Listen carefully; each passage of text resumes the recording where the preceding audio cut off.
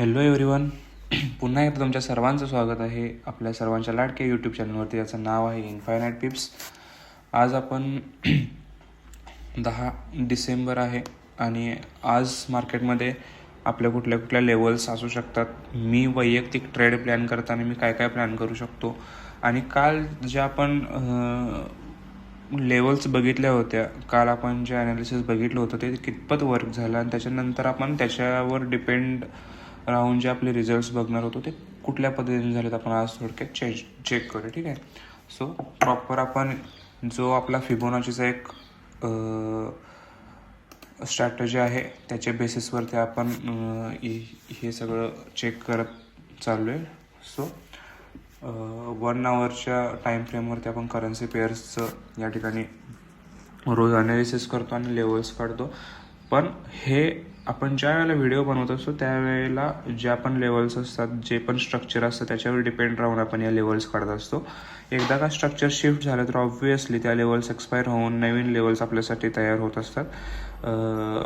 So या गोष्टी आपण ज्या वेळेला स्टडी करत असतोय, शिकत असतो, या गोष्टी त्या वेळेला तुम्ही डोक्यात घ्यायला पाहिजे. ठीक आहे. सो काल आपण ज्या वेळेला व्हिडिओ बनवत होतो त्यावेळेला स्ट्रक्चर इकडून रिट्रेस करत होता आणि त्याच्या बेसिसवरती आपण एक एरिया काढला होता जिकडं ग्रीन डॉटेड लाईन आहे. त्या ठिकाणी गेल्यानंतर आपण सेल करणार होतो आणि या येल्लो आणि रेड लाईनच्या इन बिटवीन आपण स्टॉप लॉस प्लेस करणार होतो. सो या ठिकाणी आपलं मार्केट गेलं, पण त्याच्यानंतर सेम कॅन्डलमध्ये आपला स्टॉप लॉससुद्धा हिट झालेला होता. सो याच्यानंतर आपला हा GBP USDमध्ये आपण ज्या वेळेलापासून ही सिरीज सुरू केली त्याच्यापासून त्या वेळेलापासून हा आपला पहिलाच ट्रेड होता GBP USDमध्ये. ठीक आहे. त्याच्यानंतर पुढचं आपण चेक करूया काय होणार आहे. असं वाटतंय 1 आवरच्या टाईम फ्रेमवरती मार्केटनं सेलिंगचं स्ट्रक्चर कंटिन्यू केलं आहे. सो मी पुन्हा एकदा GBP USDमध्ये सेलिंग प्रिफर करेल आणि ते कुठल्या एरियापासून अगेन सेम जो आपला हा ग्रीन डॉटेड लाईन आहे त्या ठिकाणावरून मी सेलिंग प्रिफर करेल. परत माझं सेमच प्लॅन असेल, या ठिकाणी आल्यानंतर सेल, त्याच्यानंतर या दोघांच्या मध्ये स्टॉप लॉस आणि 1:2चं टार्गेट ठेवायचं आहे मला. ठीक आहे. सो GBP USDसाठी माझा हा प्लॅन असेल. त्यानंतर बघू आपण NZD USDसाठी काय काल बघितलं होतं.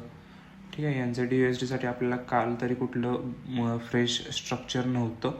आपला हा एक टार्गेट डन झालेला होता. त्याच्यानंतर जर आपण स्ट्रक्चर मार्किंग केलं असतं तर आपला एक स्टॉप लॉस हिट झाला असता. ठीक आहे. हा आपला ब्रेक ऑफ स्ट्रक्चर होता. त्याच्यानंतर जर आपण फिबोनाची ड्रॉ केली असती तर आपल्याला may be stop loss hit करून आपल्याला टार्गेट भेटला असावं किंवा ओके. या ठिकाणी मार्केट यायलाच नव्हतं. त्याच्यानंतर या ठिकाणी ज्यावेळेला मार्केट आत्ता जस्ट आलं आहे त्यावेळेला जर आपण या ठिकाणी बाईंगला बसलो असतो तर डेफिनेटली या ठिकाणी पुन्हा आपला स्टॉप लॉस हिट झालेला असता. सो बेसिकली आपल्या ॲनालिसिसप्रमाणे आपण ज्या लेवल्स घेतल्या होत्या त्याच्या पद्धतीने इकडे ट्रेडच झाला नव्हता अजूनही. जो आत्ता ट्रेड होता तो ट्रेड आता जर आपण घेतला असता तर तो स्टॉप लॉस उडला असता, पण ही लेवल आपण डिस्कस केलेली नव्हती. ठीक आहे. युरो USDमध्ये आपण काल काय बघितलं होतं. युरो USDमध्ये सिम्पल स्ट्रक्चर बेसिक होतं, break of structure, trend continue होता. आपण या ठिकाणी आल्यानंतर सेल करणार होतो, या दोघांच्यामध्ये स्टॉप लॉस होता आणि आपलं या ठिकाणी टार्गेट हिट झालेला आहे. सो युरो USDमध्ये आपल्याला आत्तापर्यंत ज्या वेळेपासून आपण बघत आहोत एक स्टॉप लॉस हिट झाला आहे आणि टार्गेट हिट झालं आहे. ठीक आहे. त्याच्यानंतर माझ्यासाठी फ्रेश युरो USDसाठी लेवल नाही आहे, कारण मार्केटने स्ट्रक्चर चेंज पण केलेलं नाही आहे आणि ब्रेक पण केलेलं नाही आहे. स्ट्रक्चर त्या दोघांच्या मध्ये. ठीक आहे. या ठिकाणी USD CADमध्ये आपल्याला या ठिकाणी टार्गेट डन झालेलं बघायला भेटतं. बाईंगचं स्ट्रक्चर होतं. बाईंगच्या स्ट्रक्चरनंतर आपण ही लेवल काल दिली होती. त्याच्यानंतर मार्केटनं अजून ट्रेंड चेंज केलेलं नाही आहे आणि ट्रेंड कंटिन्यूसुद्धा केलं नाही. सो USD CADमध्ये आपल्याला एक टार्गेट डन झालेलं बघायला भेटेल. यानंतर मार्केटनं जर स्ट्रक्चर ब्रेक झालं तर याच्यासाठी आपल्याला उद्या चांगली लेवल भेटू शकते.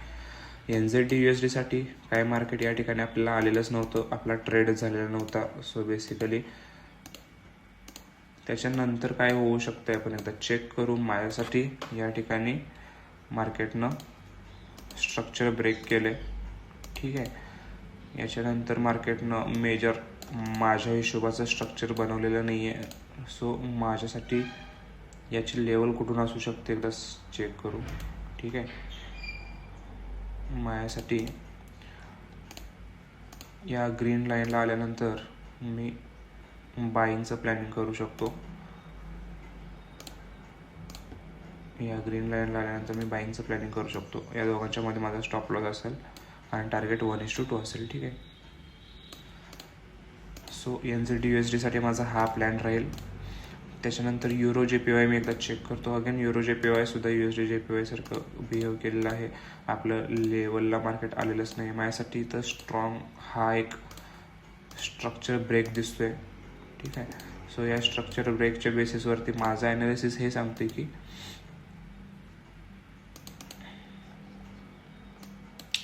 या ग्रीन डॉटेड लाईनला ज्या वेळेला मार्केट येईल त्यावेळेला मी बाय करणार आहे किंवा मी बायचं प्लॅनिंग करू शकतो आहे आणि 1:2 पुन्हा माझं टार्गेट असणार आहे. सिम्पल. ठीक आहे. सो हा माझा युरो JPY साठीचा प्लॅन होता किंवा आहे. AUD JPY साठी काल आपल्याकडे कुठलीही स्ट्रॉंग लेवल नव्हती. त्याच्यानंतर आपल्याला हा स्ट्रक्चर ब्रेक झालेला बघायला भेटतो. ठीक आहे. 1 2 3 4. ठीक आहे. हा पण माझ्यासाठी एक मी मायनर स्ट्रक्चर ब्रेक म्हणून कन्सिडर करू शकतो आहे. सो याच्यानंतर मला प्रॉपर जर मी फिबोनाचीची लेवल ड्रॉ केली तर माझ्यासाठी आपल्याला एक चांगला ट्रेड भेटू शकतो या ठिकाणी. ठीक आहे. आपल्या ग्रीन डॉटेड लाईनच्या इकडं मार्केट ऑलमोस्ट आलेलं आहे. सो मी या ठिकाणी आल्यानंतर बाईंगचा प्लॅन करेल. याचा स्टॉप लॉस जो आहे या दोघांच्या मध्ये प्लेस करेल आणि 1:2 टार्गेट ठेवेल. ठीक आहे. सो AUD JPY साठी मी हा प्लॅन करू शकतो. आपल्या ट्रेडच्या जवळ मार्केट आलेलं आहे. ही लेवल क्रुशियल आहे. तुम्ही एकदा यावर नजर ठेवू शकता. ठीक आहे. अगेन GBP JPY आपल्या लेवलला मार्केट आलेलंच नाही आहे. सो बेसिकली या ठिकाणी कुठलाही आपला ट्रेड झालेला नाही आहे. सध्या मार्केटचं रिसेंटचं स्ट्रक्चर हे आहे. ठीक आहे. Break of structure. त्याच्यानंतर आय थिंक आपला हा ट्रेड ॲक्टिव्ह झालेला आहे. ठीक आहे. हा आपला ट्रेड ॲक्टिव्ह झालेला आहे. इकडून मी लॉंगची पोझिशन प्लॅन करू शकतोय. या ठिकाणी माझा स्टॉप लॉस असेल आणि 1:2 या ठिकाणी माझं टार्गेट असेल. सो ही लेवलसुद्धा तुम्ही चेक करू शकता. काय होते आपण ही लेवल उद्याच्या ॲनालिसिसमध्ये चेक करू शकतो. ठीक आहे. त्याच्यानंतर सगळ्यांचा आवडता गोल्डमध्ये अजूनही 1 आवरच्या टाईम फ्रेमवरती स्ट्रक्चर बुलिश आहे. पण माझ्या हिशोबानं स्ट्रक्चर ब्रेकही केलेलं नाही आहे आणि चेंजही केलेलं नाही. ठीक आहे. सो इंटरनल स्ट्रक्चरच्या माध्यमातून जर तुम्हाला ट्रेड घ्यायचे असतील 15 मिनटाच्या टाईम फ्रेमवरतीच तो तुम्ही बेसिकली ट्रेड्स प्लॅन करू शकता. ठीक आहे. सो हे होतं आजचं ॲनालिसिस आपलं currency पेअरसाठी.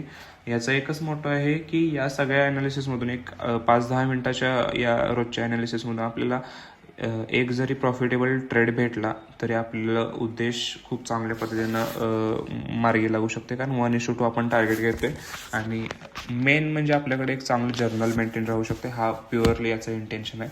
So study point of व्ह्यूने याच्याकडे जर बघितलं तर तुम्हाला खूप चांगल्या पद्धतीनं रोजच्या रोज यामध्ये नॉलेज भेटू शकते. So thank you so much. भेटू आपण उद्याच्या रोजच्या ॲनालिसिस व्हिडिओमध्ये.